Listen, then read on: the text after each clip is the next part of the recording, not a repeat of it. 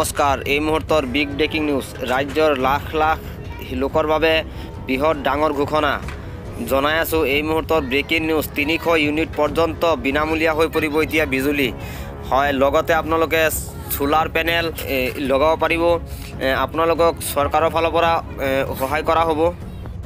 প্ৰথমে আপোনালোকে ৰেজিষ্ট্ৰেশ্যন কৰিব লাগিব www.apdcl.org যি ৱেবছাইট সেই মুকলি কৰিছে সেই লগ ইন কৰিব লাগিব।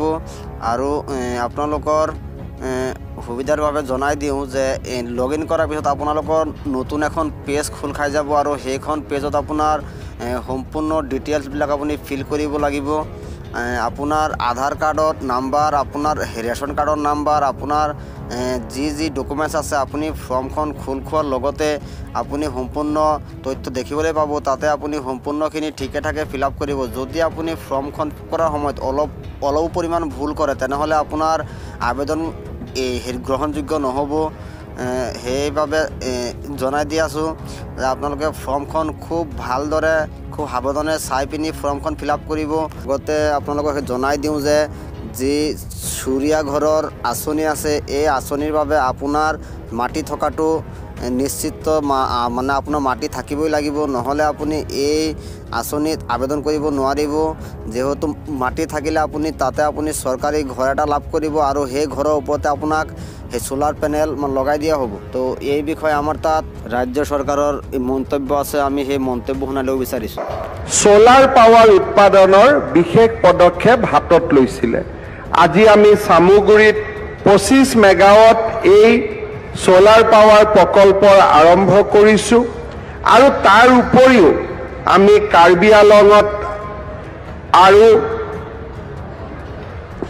উজনি অসমত কেইবাটাও আমি Oil India, ONGC, Neyveli lignite corporation, Bharat চৰকাৰৰ বিভিন্ন প্ৰতিষ্ঠানৰ সৈতে লগ লাগি আমি সৌৰ শক্তি উৎপাদন কৰিব খুজিছোঁ। আৰু মই বিশ্বাস কৰোঁ যে অহা 5 বছৰৰ ভিতৰত অসমে 3000 মেগাৱাট সোলাৰ পাৱাৰ উৎপাদন কৰিব পাৰিব। আজি সোলাৰ পাৱাৰৰ কথা কওঁতে মোৰ আৰু এটা মনলৈ আহে। প্ৰধানমন্ত্ৰী নৰেন্দ্ৰ মোদী ডাঙৰীয়াই কেইটামান দিন আগতে এটা ডাঙৰ আঁচনিৰ কথা ঘোষণা কৰিছে। সেইটো হৈছে যে আমাৰ ঘৰে ঘৰে আমি সৌৰ শক্তি উৎপাদন কৰিব পাৰোঁ নেকি। আমাৰ প্ৰত্যেকৰ ঘৰৰ ওপৰত যদি আমি সোলাৰ পেনেল লগাওঁ 300 ইউনিটছ আমি বিজুলী শক্তি উৎপাদন কৰিব পাৰোঁ। আমাৰ ঘৰত খৰচ হয় 200 ইউনিট, 250। আৰু সাধাৰণ পৰিয়ালৰ ঘৰত যি পৰিয়ালত দুটা ল'ৰা ছোৱালী স্কুলত গৈছে, পঢ়িছে, বহুত ব্যৱসায়, এয়াৰ কণ্ডিশ্যন আদি নাথাকে, 100 ইউনিট পাৱাৰে আমাক লাগে।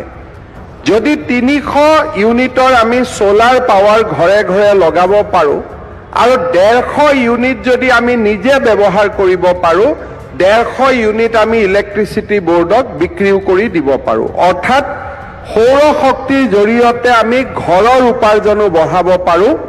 মোদী ডাঙৰীয়া এটা ডাঙৰ তাৰ স্কিম আনি আছে। ৰাজ্য চৰকাৰেও তাত আৰু ৰাজ সাহায্য দিব।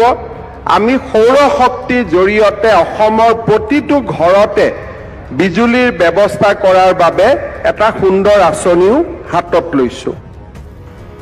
এয়া আছিলে ৰাজ্য চৰকাৰৰ মন্তব্য। আপোনালোকে আশা কৰিছোঁ আপোনালোকে নিশ্চয় কথাখিনি ভালকৈ বুজি পালে।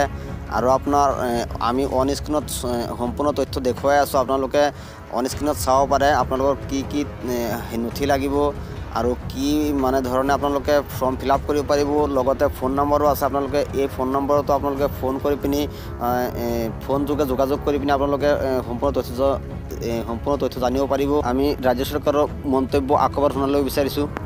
ঘৰৰ ওপৰত যদি আমি সোলাৰ পেনেল লগাওঁ, আজি প্ৰধানমন্ত্ৰী নৰেন্দ্ৰ মোদী ডাঙৰীয়াই সৌৰ শক্তিৰে বিদ্যুৎ উৎপাদনৰ ওপৰত আটাইতকৈ গুৰুত্ব দিছে। আমি যেতিয়া ডিজেল, কয়লা পুৰি বিদ্যুৎ উৎপাদন কৰোঁ, আমাৰ বায়ুমণ্ডল দূষিত হৈ পৰে।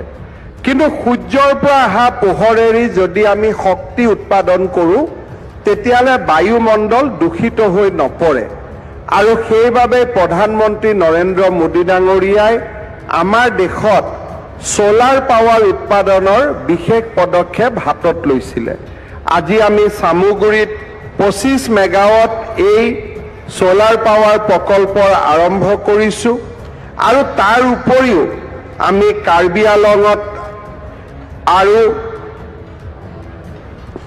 উজনি অসমত কেইবাটাও আমি Oil India, ONGC, Neyveli lignite corporation, Bharat চৰকাৰৰ বিভিন্ন প্ৰতিষ্ঠানৰ সৈতে লগ লাগি আমি সৌৰ শক্তি উৎপাদন কৰিব খুজিছোঁ আৰু মই বিশ্বাস কৰোঁ যে অহা 5 বছৰৰ ভিতৰত অসমে 3000 মেগাৱাট সোলাৰ পাৱাৰ উৎপাদন কৰিব পাৰিব।